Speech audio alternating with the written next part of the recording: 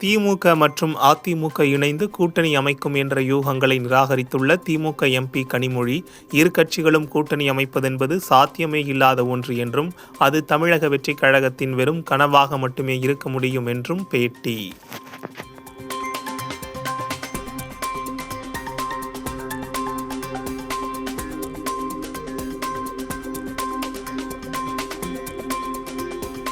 தொலைக்காட்சி சேனல்களில் 1 மணி நேரத்திற்கு அதிகபட்சமாக 12 நிமிடங்கள் மட்டுமே விளம்பரங்களை ஒளிபரப்ப வேண்டும் என 2006ஆம் ஆண்டு விதிக்கப்பட்டிருந்த கட்டுப்பாட்டை மத்திய அரசு ரத்து செய்து உத்தரவு.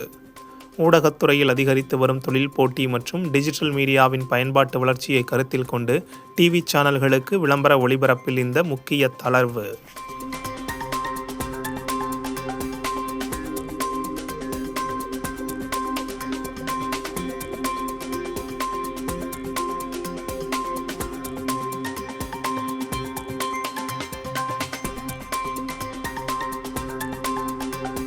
மலையாள புத்தாண்டு மற்றும் ஆவணி மாத பூஜைகளுக்காக கேரளாவில் உள்ள புகழ்பெற்ற சபரிமலை ஐயப்பன் கோவில் நடை இன்று மாலை திறப்பு.